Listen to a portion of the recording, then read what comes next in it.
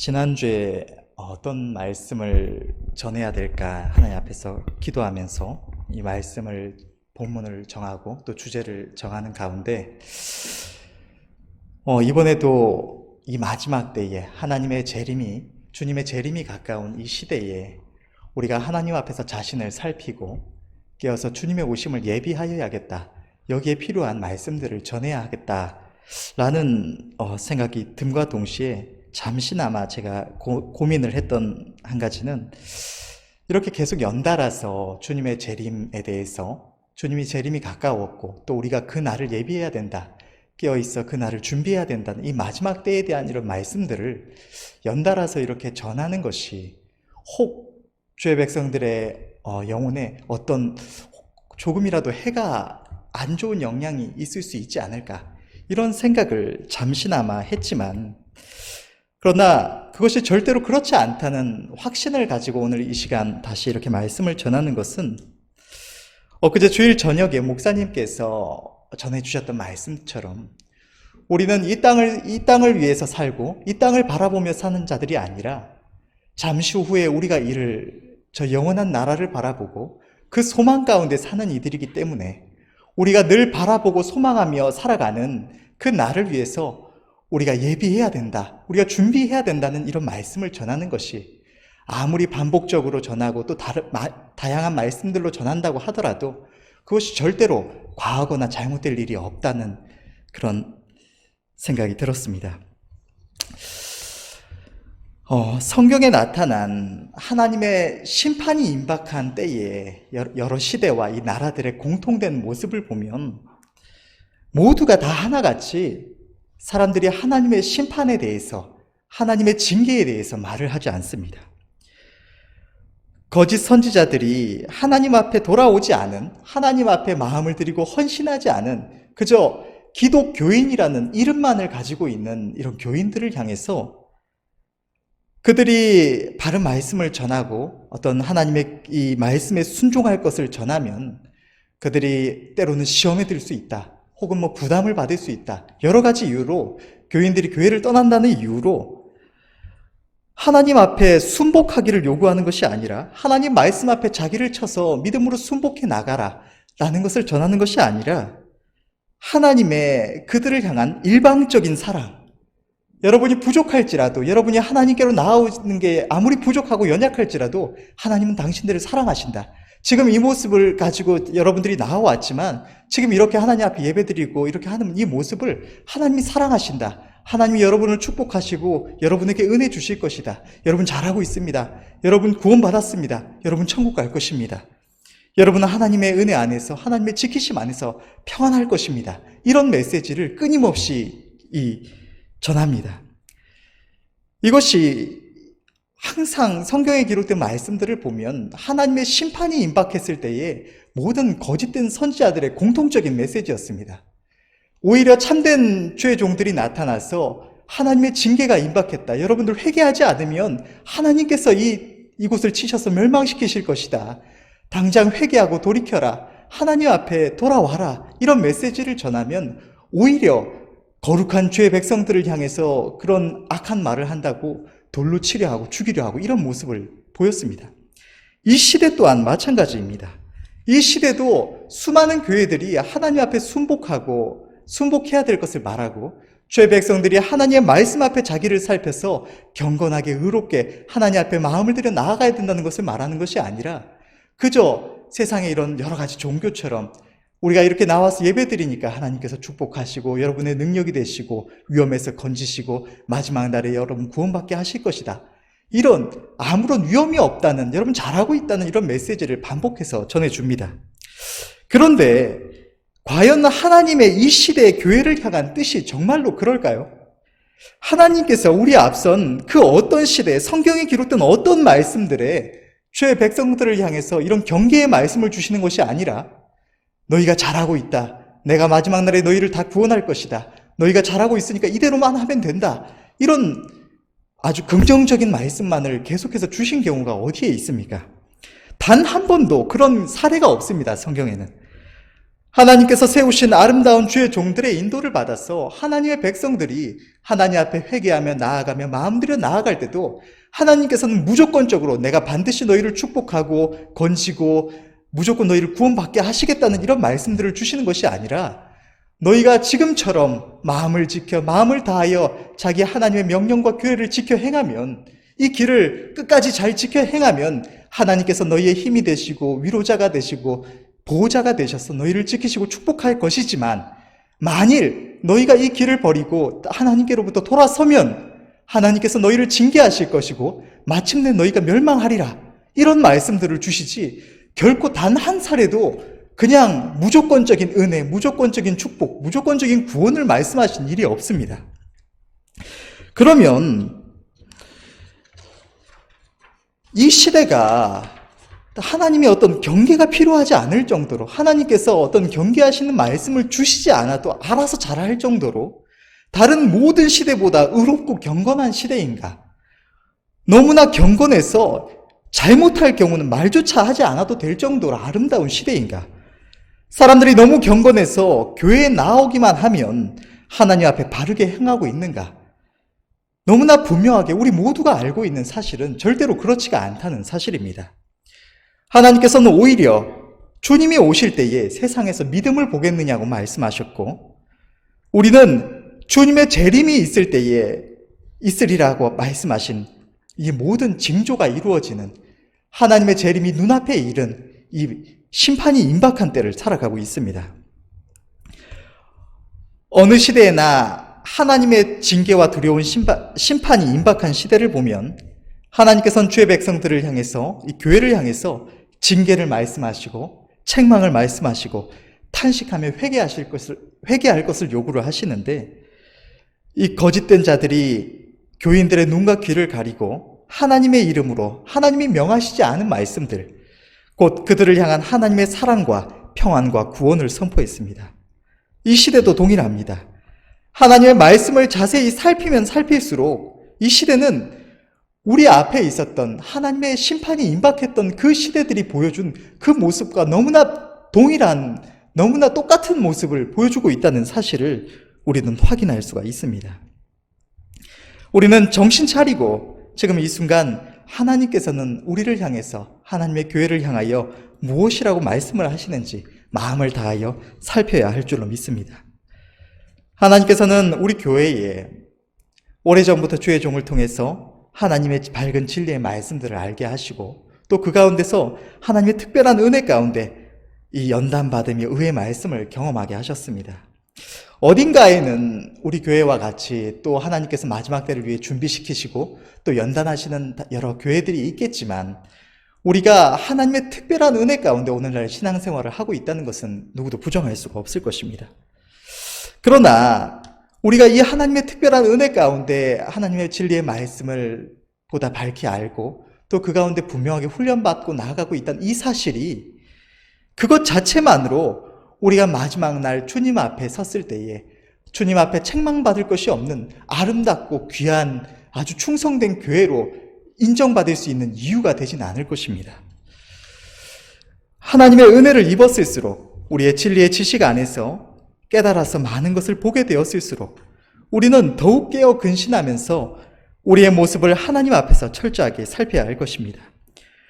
우리의 모습이 주의 말씀에 합당하다면, 성경에 기록된 모든 말씀들과 성령께서 우리 가운데서 말씀하시는 하나님의 뜻에 우리의 행하는 길이 합당하다면 주님께서는 마지막 날 우리를 칭찬하실 것이지만, 우리가 이 은혜를 입고 그 가운데 살아가면서도 이 하나님 앞에서 자신을 살피며 바르게 세워나가지 않으면 하나님 앞에 마지막 날 섰을 때 너희가 이 모든 은혜를 입고 이 특별한 은혜 가운데 살아가면서도 어찌해서 깨어 근신하지 않고 자기를 살피지 않고 이렇게 태만하게 하다가 이런 부끄러운 모습으로 이 자리에 섰느냐고 주님의 책망이 있을 줄로 믿습니다. 이 시간 본문의 말씀을 통해서 모두가 하나님 앞에서 자신을 살피시는 은혜가 있으시기를 바랍니다. 먼저 1절과 2절의 말씀을 보면, 하나님 앞과 산자와 죽은 자를 심판하실 그리스도 예수 앞에서 그의 나타나실 것과 그의 나라를 두고 엄히 명하노니 너는 말씀을 전파하라. 때를 얻든지 못 얻든지 항상 힘쓰라. 범사의 오래 참음과 가르침으로 경책하며 경계하며 권하라.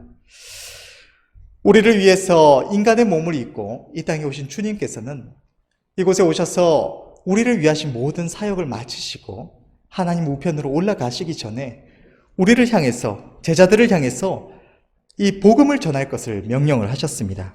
마태복음 28장 18절에서 20절에 기록된 말씀, 예수께서 나와 일러 가라사대 하늘과 땅의 모든 권세를 내게 주셨으니 그러므로 너희는 가서 모든 족속으로 제자를 삼아 아버지와 아들과 성령의 이름으로 세례를 주고 내가 너희에게 분부한 모든 것을 가르쳐 지키게 하라. 볼지어다 내가 세상 끝날까지 너희와 항상 함께 있으리라 하시니라. 주님의 이 복음 전파에 대한 명령은 특별하게 교회 안에서 지상명령이라고 불리는 말씀입니다. 이 말씀, 이 지상명령이라고 불리는 것은 모든 죄 백성들이, 한 사람도 차별 없이 모든 죄 백성들이 무조건적이고 절대적으로 반드시 지켜야 할, 반드시 복종해야 할 위대한 명령을 의미하는 것입니다. 이 명령을 모든 죄 백성들에게 주신 하나님께서는 오늘 본문을 통해서도 다시 한번 우리에게 복음 전할 것을 강력하게 명령을 하고 계십니다. 복음 전파는 우리가 부정할 수 없는 너무나 분명한 주님의 명령이며 또 누군가의 영혼을 살리는 가장 큰 사랑의 실천입니다. 세상 만민 가운데 오늘날 긍휼히 여기심을 입고 하나님의 백성으로 부르심을 받고 그 은혜 가운데 살아가는 우리 모두는 하나님 앞에서 늘 하나님의 기쁘심을 구하며 우리가 어떻게 하면 하나님을 기쁘시게 할 수 있을까? 늘 하나님의 뜻을 물으며 그 가운데 온 마음을 쏟아 나아가고 있을 줄로 믿습니다. 그런데 하나님의 다른 뜻을 묻기에 앞서서 여러분들은 지금 이 시간 함께 모인 우리 모두는 하나님의 이 절대적이고 강력한 복음 전파에 대한 명령 앞에 순종해서 이 일에 충성되게 힘쓰고 있는가를 살피시는 은혜가 있으시기를 바랍니다. 하나님께서는 복음을 전함에 있어서 우리의 그 어떤 변명도 용납하시지 않으실 것을 오늘 본문을 통해서 분명하게 나타내시고 계십니다. 2절의 말씀을 보면 때를 얻든지 못 얻든지 우리가 바쁜 일상 가운데 너무 일이 바빠서 하나님의 복음 전함을 위해서 특별하게 시간을 낼 그런 여력이 있든지 없든지 또 누군가를 만남에 있어서 어떤 목적으로 만났든지 또 내가 보기에 상대가 말씀을 들을 만한 어떤 준비가 되었든지 안 되었든지 또 내 자신이나 상대의 상황이나 형편이나 처지가 내가 보기에 전도를 할 만한 상황이든지 아니든지 하나님께서는 우리에게 항상 말씀을 전하라 말씀을 하시는 것입니다. 전도하기를 쉬지 말아라, 복음 전하기를 쉬지 말라고 말씀하시는 것입니다. 범사의 오래 참음과 가르침으로 경책하며 경계하며 권해라. 우리가 아무리 전해도 사람들이 듣지 않는다고 귀찮아하고 화내고 때로는 무시하고 함부로 말하고 눈치 준다고 복음 전하기를 멈추지 말아라. 하나님의 계심을, 하나님의 두려운 심판이 임박했음을, 하나님께서 죄인된 우리에게 예수 그리스도로 말미암아 이 생명의 길을 주신다는 사실을 너희는 끝까지 참고 인내하며 전하라고 오늘 분명하게 말씀을 하시는 것입니다. 그런데 이어지는 말씀을 보면 이 앞에서 이를 복음 전할 것을 강조하며 말씀하시는 이 1, 2절의 말씀과는 조금 이어지는 말씀이라고 보기에는 너무나 부정적인 내용이 담겨 있는 것만 같습니다. 보다 긍정적이고 힘이 되는 내용, 예를 들면 하나님께서 능력으로 함께 하셔서 반드시 듣는 자들의 마음을 열어주실 것이다. 혹은 많은 이들이 듣지 않겠지만 그 가운데 하나님께서 택하시고 은혜 베푸시는 들을 자는 듣고 돌아올 것이다. 그러니 너희가 복음을 전해라. 이런 흐름으로 가면 너무나 좋겠지만 이어지는 말씀은 전혀 그렇지가 않습니다. 3절과 4절의 말씀을 보면 때가 이르리니 사람이 바른 교훈을 받지 아니하며 귀가 가려워서 자기의 사욕을 쫓을 스승을 많이 두고 또 그 귀를 진리에서 돌이켜 허탄한 이야기를 쫓으리라. 하나님께서 복음을 전하라고 말씀을 하시고 이어지는 말씀을 보면 이 사람들이 때가 이르리니 하나님이 전하는 말씀을, 우리가 전하는 말씀을 듣지 않을 것이라고 말씀을 하십니다. 이 말씀을 잘 보면 우리가 오늘날 마주하고 있는 이 시대의 모습이라는 것이 너무나 분명하게 보여집니다. 사람이 바른 교훈을 받지 아니하며 옛 시대와 달리 이 시대는 아무리 말씀을 전하고 전도를 하려고 해도 아예 관심을 꺼버리고 무시하고 때로는 경멸하며 욕을 하기까지 하면서 이 말씀을 듣고자 하는 사람이 없습니다.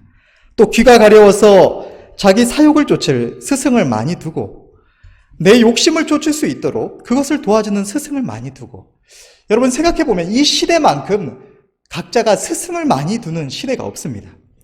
옛 시대에는 어떤 특별한 인연이 있어서 어떤 특별한 재주를 가진 사람과 연이 닿아서 그 사람한테 청하거나 돈을 주거나 어떤 대가를 지불하고 그에게서 어떤 사사를 받아야 했다면, 이 시대는 인터넷이 있고 또 온갖 TV 프로그램이 있고 수많은 분야의 다양한 책들을 누구나 접할 수가 있습니다. 사람들은 제각각 자신의 관심 분야를 가지고 자기의 꿈과 욕심을 따라서 그것을 이루는 길을 도와줄 스승을 수없이 두고 그들의 말을 따라 행합니다. 참되고 아름다운 것, 모든 인류가 마땅히 추구하며 온 마음을 기울여야 할 이 복음의 진리는 수많은 거짓된 자들과 악한 영들의 계계와 또 사람들의 욕심과 인간의 이성의 교만함에 가려져서 이 세상에 존재하는 수많은 헛된 지식들 가운데 하나, 수많은 거짓 우상들 중에 하나로 여겨지고 사람들에게 오히려 모욕과 멸시를 받는 시대가 이 시대인 것입니다. 최근에 본 기사 중에 비트코인 이 사람들이 많이 투자를 하는데 이게 폭락을 해서 수많은 사람들이 이 재산을 다 잃어버리고 큰 피해를 보고 절망하는 사람들이 많이 있다. 이런 기사를 접한 적이 있습니다. 그런데 나타난 지도 얼마 되지도 않은 이 세상에서 이 비트코인이라는 게 나타난 지가 생각해보면 얼마 되지가 않습니다. 그런데 이러한 것이 수많은 사람들의 관심을 모으고 또 그것의 어떤 변동이 사회적으로 큰 충격을 줄 정도로, 이렇게 큰 피해를 줄 정도로 큰 영향력을 행사하는 것은 사람들이 이런 돈을 벌 수 있다는 것들, 어떻게 하면 돈을 벌 수 있다더라, 이런 것들에는 눈에 불을 켜고 그것을 배우려고 하고, 누군가가 그런 것을 가르쳐 준다고 하면 그걸 기를 쓰고 배우려고 하여서 거기에 다 마음을 쏟고 몰려서 조그만 돈이 된다고 하면 사람들이 몰리고, 이런 조그만한 변동이 사람들에게 큰 피해를 줄 정도로 큰 영향력을 발휘하는 것입니다.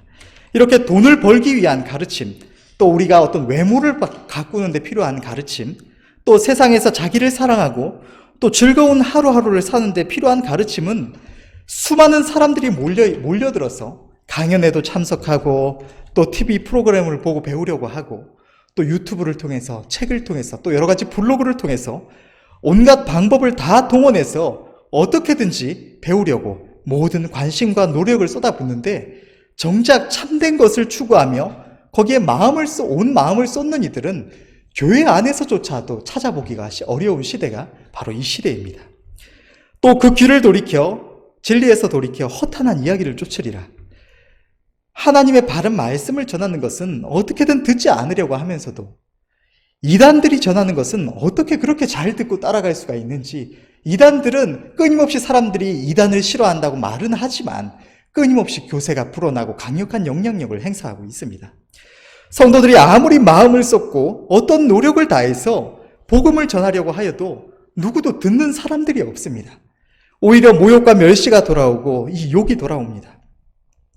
특별히 우리 교회의 이 교회적인 상황을 보면 하나님께서는 오래전부터 담임 목사님을 통해서 하나님께서 이 대한민국의 복음화를 위해서 쓰시겠다는 뜻을 주시고 또 온 교회가 그것을 위해서 함께 준비하도록 하셨습니다. 그런데 이 복음을 전하는 일에는 온 교회가 아무리 수차례 애를 쓰고 전에도 몇 사람 오지도 않을 뿐더러 와서 앉혀 놓아도 하나님의 말씀 앞에, 참된 믿음 앞에 바로 서지 못하고 얼마 안 있다가 다 떠나가 버리는 이런 일들을 계속해서 반복해 왔습니다. 이런 일들을 반복해서 수없이 보면서 하나님께서 전도의 문을 닫아두셨구나, 마지막 때에 하나님께서 역사하실 그때까지 하나님께서 교회를 숨겨두셔서 전도의 문을 닫아두셨구나, 이것이 분명하구나 싶으니까 성도들의 복음을 위하여 뜨겁게 타올랐던 어떤 관심과 열정도 너무나 식어지고, 또 비록 열심히 있으신 분들은 끊임없이 지금도 복음을 전하고 있지만 대체로는 아예 전하지 않는 것은 아니지만 하나님께서 언젠가 정하신 때가 되고 복음의 문을 여시고 능력을 부어주시면 그때는 많은 영혼들을 하나님께로 인도할 수 있을 것이라고 그것만 바라보면서 그저 기다리는 모습이 되지 않았나 싶습니다. 그러나 오늘 우리는 본문의 말씀을 다시 한번 마음에 새기며 주의하여서 보아야 합니다. 1절부터 5절까지 쭉 이어지는 말씀을 보면 하나님 앞과 산자와 죽은 자를 심판하실 그리스도 예수 앞에서 그의 나타나실 것과 그의 나라를 두고 엄히 명하노니 너는 말씀을 전파하라. 때를 얻든지 못 얻든지 항상 힘쓰라. 범사의 오래 참음과 가르침으로 경책하며 경계하며 권하라. 때가 이르리니 사람이 바른 교훈을 받지 아니하며 귀가 가려워서 자기의 사욕을 쫓을 스승을 많이 두고 또 그 귀를 진리에서 돌이켜 허탄한 이야기를 쫓으리라. 그러나 너는 모든 일에 근신하여 고난을 받으며 전도인의 일을 하며 내 직무를 다하라. 하나님께서는 이 1절과 2절 또 5절에 기록된 복음을 전하라는 이 말씀 앞에 그 사이에 3, 4절의 말씀을 통해서 우리가 오늘날 마주하고 있는 이 사람들의 모습, 우리가 복음을 전하기가 너무나 어려운 이유를 분명하게 말씀을 하시면서도 그 앞뒤의 말씀을 통해서도 그럼에도 불구하고 그 모든 상황과 이유에도 불구하고 너는 복음을 전하라 라고 말씀을 하시는 것입니다. 모든 일에 근신하여 성도들이 하나님을 영접하고 공적인 예배를 통해서 그리고 때때로 우리 안에 말씀하시는 주의 성령의 음성을 통해서 하나님의 뜻을 깨닫게 되고 또 그 앞에 그때그때 순종하며 적당히 순종하며 살아가고 있으면 우리는 아무런 위험이 없이 세상에서 아무런 위험이 없이 평안한 가운데 마치 푸른 초장 쉴만한 물가에 누워있는 그런 양과 같은 마음이 듭니다. 그렇게 느껴집니다. 그런데 하나님께서는 너희가 평안해서 아무런 위험이 없으니까 너희는 안심해라 라고 절대로 말씀하시지 않으십니다. 너희에게 아무런 위험이 없으니 그 평안 가운데 쉼을 얻으며 하루하루 즐겁고 행복하게 살다가 그렇게 있다가 천국에 오라고 말씀하시는 부분이 성경에 단 한 부분도 없습니다. 하나님께서는 하나님을 의지해서 그의 은혜 가운데 평안을 누리며 살고 있는 주의 백성들, 하나님의 보호하심 가운데 어떠한 위험도 없는 것처럼 느끼며 하루하루 평안 가운데 살아가고 있는 우리 주의 백성들을 향해서 이렇게 말씀을 하십니다. 깨어 근신할지라 두렵고 떨림으로 너희 구원을 이루어가라. 그런즉 선줄로 생각하는 자는 넘어질까 조심하라. 오늘 본문 또한 그렇게 말씀하십니다. 너는 모든 일에 근신하여. 하나님께서는 우리의 모든 일들 속에서 우리의 하루하루의 모든 일상 속에서 우리의 마음과 생각과 행실을 조심하라고 말씀하시는 것입니다. 왜 근신하라고 말씀을 하실까요? 우리는 이 땅에서 먹고 마시며 하루하루 살아가는 이 생활에 있어서 하나님의 공급하심을 받고 또 살아가면서 마주하는 모든 위험에서 하나님의 도우심을 입어서 세상 만민 가운데 누구와도 비교할 수 없는 평안을 누리며 살아갑니다. 그러나 그것이 우리 주의 백성들의 삶의 전부가 아니라 우리는 이 땅에서의 생활이나 우리의 육신의 삶의 필요는 하나님께 맡기고 정작 우리가 온 마음을 쏟아서 전심으로 치열하게 싸워야 하는 우리의 영적인 싸움이 있기 때문입니다. 우리 안에 죄와 정욕과 또 세상의 유혹과 미혹, 또 악한 영들의 역사가 있어서 그 모든 것들이 하나님께로 향하는 우리의 영적인 걸음을 막아서 우리를 대적합니다. 우리는 그 가운데서 믿음으로 힘써 싸워 살아계신 하나님의 합당한 자녀로서 하나님의 자녀의 합당한 모습으로 바로 설 수 있도록 의와 경건을 쫓으며 우리의 믿음에 합당하게 살아가야 합니다. 또한 우리에게는 우리가 이 땅을 살아가는 동안 반드시 행해야 할 하나님의 명령이 있습니다. 깨어 근신함으로 이 모든 일에 바로 서지 않으면 우리는 주님 앞에 나아가는 그날에 크게 책망을 받게 될 것입니다. 근신이라는 것은 우리 모두가 다 아는 대로 말과 행동에 더 나아가서 영이신 하나님 앞에서 우리의 마음가짐까지도 주의하며 조심하는 것이며 또 잘못을 깨달을 때에는 반성하며 회개하는 것입니다. 우리의 믿음이 실족하지 않으려면 더 나아가서 우리가 하나님 앞에 충성된 종이요 아름다운 하나님의 자녀로 나타나려면 우리는 모든 일에 자기의 마음과 생각과 행동을 하나님 앞에 살피며 항상 근신해야 하는 것입니다. 우리의 마음이, 생각이, 우리의 모든 행동이 하나님 앞에 합당하고 아름다운 것, 옳은 것이 되도록 모든 일에 주의하며 조심해야 하는 것입니다. 그러나 너는 모든 일에 근신하여 고난을 받으며, 하나님께서는 우리가 우리의 모든 일에 근신하여서 고난을 받으라고 말씀하십니다. 우리 주의 백성들은 저 천국 혼인잔치에 참여한 자들입니다. 그러나 이 땅에서 우리가 마땅히 살아가야 하는 삶의 모습은 이 혼인잔치 자리에 참여한 어떤 사람의 모습이 아닙니다. 우리는 잔치 자리에 초대받은 손님의 모습이 아니라 주님의 복음을 위하여 부르심을 받은 십자가의 군병들입니다. 이 땅에서 우리의 삶은 우리가 주의 긍휼을 입었다고, 하나님의 도우심을 입고 산다고 그저 기뻐하며 즐거워하며 평안을 누리며 살다가 가는 것이 아니라 하나님의 은혜를 인하여서 우리의 마음으로 하나님을 기뻐하며 즐거워하며 감사하되, 그와 동시에 우리는 의를 위해서, 하나님의 복음을 위해서 끊임없이 절제하며 탄식하며 몸부림치며 치열한 믿음의 선한 싸움을 싸워야 하는 이 전쟁터에 선 군인의 삶인 것입니다. 세상에서도 전쟁터에 선 군인에게는 그 전쟁에서 승리하기까지 받아야 하는 고난이 있습니다. 전쟁이 없는 평화의 시대에는 그저 자고 싶을 때 자고, 일하고 싶을 때 일하고, 늘 자유롭게 먹고 마시며 또 즐기고 싶을 때 즐기던 사람도 군인으로 부름을 받고 전쟁터에 서게 되면 그 모든 욕망을 참고 그 전쟁에서 승리하기 위해서 철저하게 절제하며 마음과 생각과 행동에 조심해야 합니다. 나의 조그마한 방심이, 나의 어리석은 생각과 행동이 나의 생명을 잃게 할 수 있을 뿐만 아니라 이 전쟁에서 패배를 불러올 수도 있고 내 가족과 형제 또 동료들의 생명을 위협할 수도 있기 때문입니다. 아무리 험한 길, 가고 싶지 않은 길이라도 군사로 부름을 받은 자는 가야 합니다. 아무리 지치고 아파도 이 전쟁이 끝나기까지는, 대적들을 완전히 이기기까지는 인내하며 싸워야 하는 것입니다. 우리 주의 백성들이 마땅히 받아야 하는 고난은 이와 같은 십자가의 군병들의 고난입니다. 우리는 십자가의 군병에 합당한 모습으로 서기 위해서 자기를 절제하며 근신하며 의를 위해서 주님의 몸된 교회와 복음을 위하여 처절한 고난 가운데 힘써 인내하며 싸워야 하는 것입니다. 지금 여러분들의 마음은 잔치집 손님의 마음입니까? 아니면 주님의 나라를 위하여 생명까지도 내어드려서 충성함으로 결사의 각오로 전쟁터에 선 이 군인의 마음이십니까?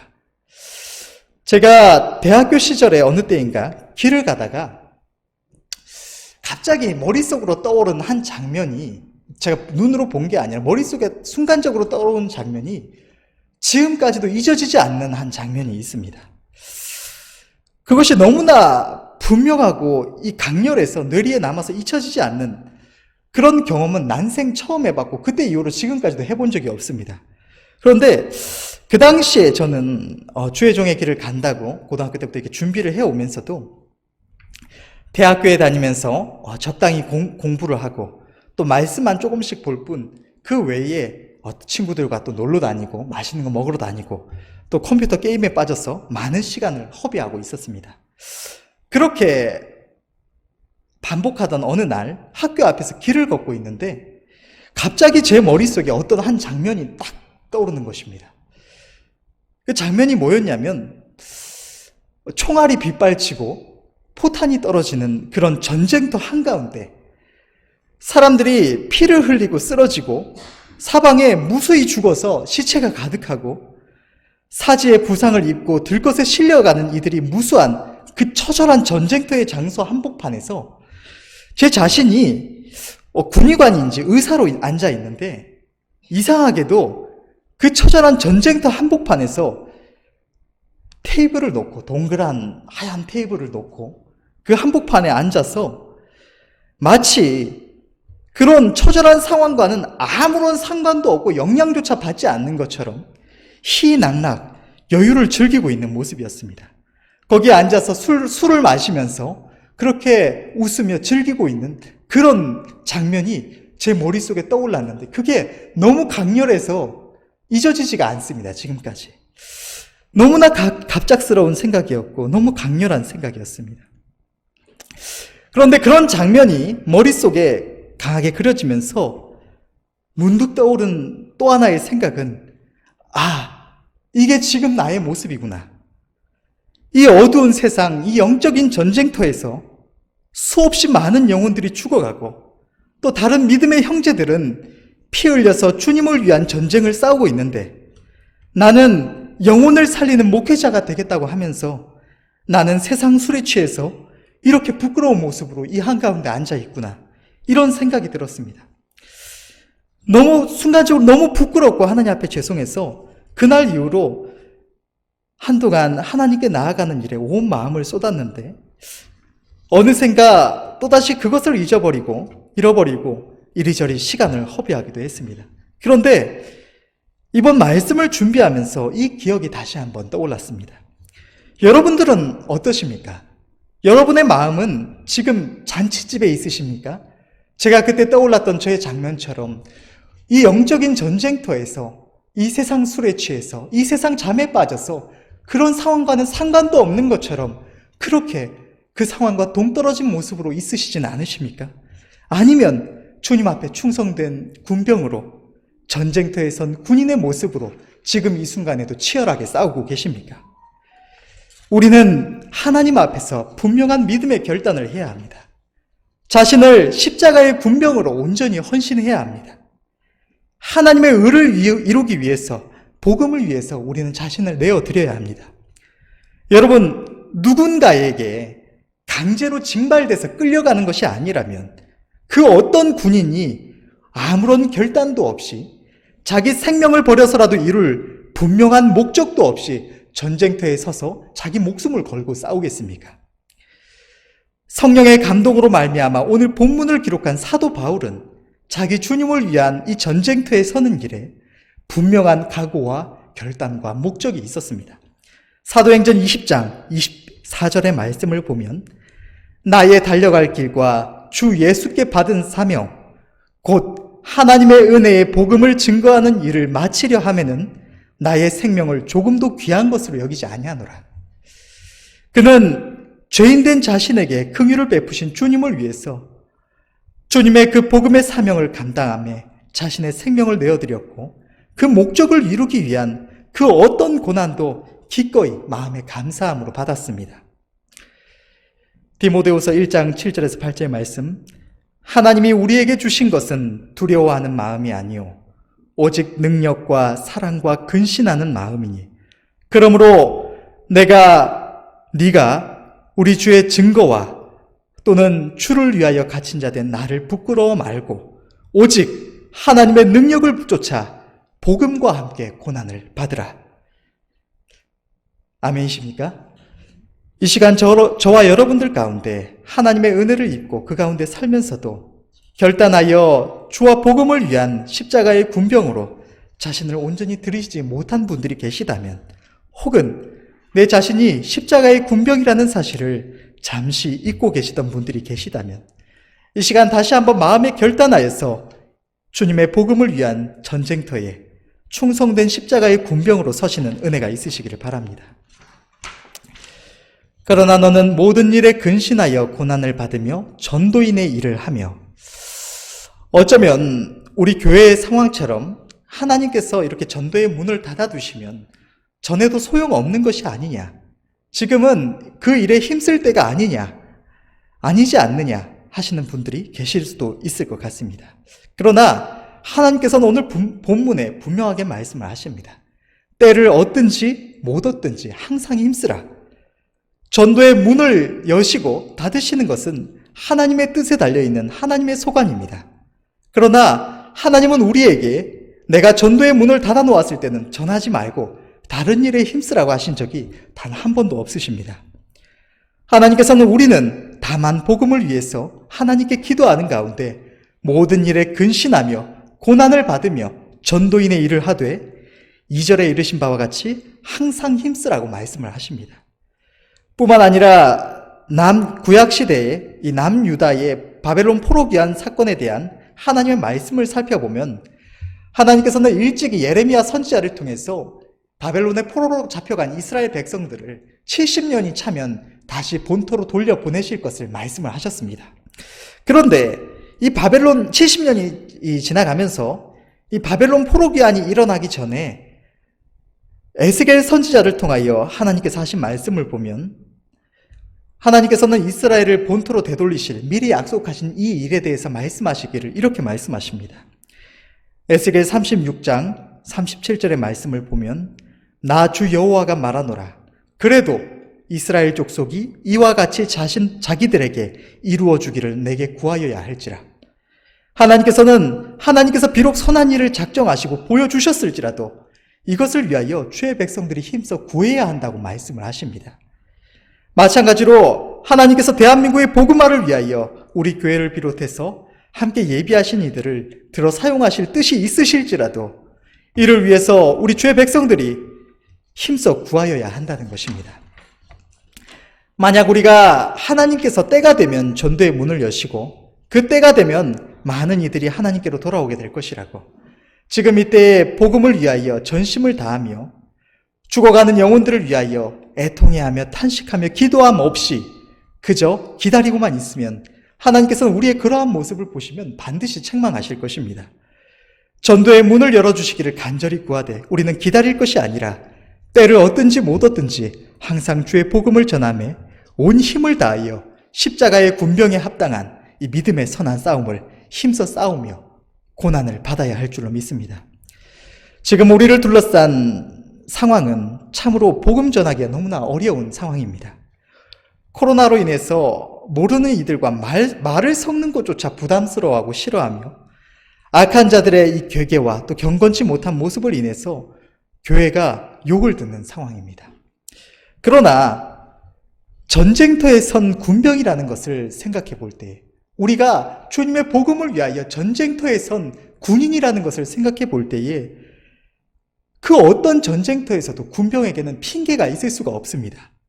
아무리 악조건이라도, 아무리 불공평하고 불리한 상황이라도 자기 나라를 위하여 할 수 있는 모든 수단과 방법을 동원하며 온 힘을 다해 나가서 싸워야 합니다. 동네 애들 싸움이야 불리한 상황에서 싸워서 졌다고 말을 하면 다음에는 공평한 상황에서 싸우면 네가 이길 것이다, 누가 인정해 줄지는 모르겠지만 전쟁은 그런 것이 아닙니다. 전쟁은 그 어떤 상황과 조건에도 불구하고 승리해서 모든 것을 얻든지 패배하여 모든 것을 잃어버리든지 둘 중 단 한 가지만 있는 것이 바로 전쟁인 것입니다. 영화나 세계적으로 기록된 전쟁사들을 보면 어떤 군대나 군병에는 두 종류의 군대와 군병이 있습니다. 대적을 눈앞에 두고 그 규모나 또 어떤 조건에 있어서 불리한 상황, 위험한 상황에 처했을 때 한 부류는 상부의 지원을 요청하면서 왜 지원을 해주지 않느냐고, 상부가 무능해서 지원해주지 않는다고 그렇게 원망불평하면서 싸웠다가 우리가 다 죽을 일이 있느냐고 적당히 대치하다가 다 후퇴를 하거나 일찌감치 다 도망가는 그런 모습을 보여주는 군대나 군병들이 있습니다. 그런데 또 다른 어떤 부류는 절대적으로 불리한 상황과 또 아무리 애타게 부르짖어도 조금의 지원조차 없는 처절한 상황 속에서도 끝까지 우리가 이곳에서 물러설 수 없다고, 여기를 빼앗길 수 없다고 끝까지 자기 생명을 걸고 싸우는 그런 군병들이 있습니다. 그러다가 수많은 사람들이 죽고 때로는 아무것도 얻은 것이 없이 패배하기도 합니다. 그러나 역사의 위대한 승리로 기록된 이 전쟁을 싸운 사람들은 언제나 후자의 사람들입니다. 그들만이 그 모든 불리한 상황 속에서도 자기 조국을 위해서, 자기가 전쟁 가운데 승리를 위해서 자기 생명까지도 내어 걸면서 치열한 싸움을 싸운 그 사람들만이 사람들을 통하여서, 그것을 보는 모든 사람들을 통해서 그들이 충성된 군인이다, 아름다운 군인이라고 인정받고 존경을 받는 것입니다. 반대로 그 어떤 이유에서건 핑계하며 후퇴만을 반복한 군대와 군인은 부끄러운 이름으로 남게 될 뿐인 것입니다. 사랑하는 성도 여러분, 우리는 하나님 앞에서 어떤 군병으로 서야 할까요? 하나님께서 전도의 문을 열어주시지 않으신다고, 하나님께서 내게 충만한 능력으로 역사해 주시지 않으신다고, 하나님께서 누군가를 위해서 전도하는 일에 그 사람의 마음을 열어주시고 형통한 상황을 열어주시지 않으신다고 다음을 기약하며 그 영혼을 내어버려 두어야 할까요? 아니면 불쌍한 영혼들 이대로 포기하고 잃어버릴 수 없다고 하나님께 부르짖으며 사람들이 나를 욕하든 피하든 혹 상황이 따라주지 않든 끝까지 처절하게 전해야 할까요? 하나님은 무엇을 원하시겠습니까? 여러분은 하나님 앞에서 어떠한 모습의 군병으로 서시겠습니까? 하나님은 내 이웃을 내 몸과 같이 사랑하라고 말씀을 하십니다. 우리의 생명이 소중하다면, 우리의 영원한 생명이 소중하다면 주님이 위하여 죽으셨음에도 나와 같이 은혜 입지 못하였어 그 사랑을 알지 못하고 죽어가는 이 수많은 영혼들을 불쌍히 여기시며 주님의 마음으로 탄식하시며 포기하지 마시고 끝까지 복음을 전하시는 은혜가 있으시기를 바랍니다. 이 세상에서 우리가 복음을 위하다가 욕을 듣고 무시를 당하고 조롱당하고 때로는 물질적으로 많은 것을 허비한다고 하여도 사랑하는 성도 여러분, 그것이 무엇이 중요하겠습니까? 이제 우리 눈앞에 이 전쟁의 끝이 이르렀습니다. 예정된 승리의 그날에 주님과 함께 영광을 얻기 위하여 이 고난을 함께 받으며 믿음의 선한 싸움에 동참하시는 은혜가 있으시기를 바랍니다. 우리 주변에는 아직 복음을 제대로 전하여 듣지 못한 수많은 이들이 있습니다. 하나님은 이들을 위해서 복음을 전하라고 명령하십니다. 복음은 우리의 사명이며 의무입니다. 하나님께서는 우리가 복음을 전하지 않아서 누군가가 멸망한다면 그의 핏값을 우리의 손에서 찾으시겠다고 말씀하십니다. 에스겔 3장 17절에서 19절의 말씀을 보면 인자야, 내가 너를 이스라엘 족속의 파수꾼으로 세웠으니 너는 내 입의 말을 듣고 나를 대신하여 그들을 깨우치라. 가령 내가 악인에게 말하기를 너는 꼭 죽으리라 할 때에 네가 깨우치지 아니하거나 말로 악인에게 일러서 그 악한 길을 떠나 생명을 구원케 하지 아니하면 그 악인은 그 죄악 중에서 죽으려니와 내가 그 핏값을 내 손에서 찾을 것이고 네가 악인을 깨우치되 그가 악한 마음과 악한 행위에서 돌이키지 아니하면 그는 그 죄악 중에서 죽으려니와 너는 내 생명을 보존하리라.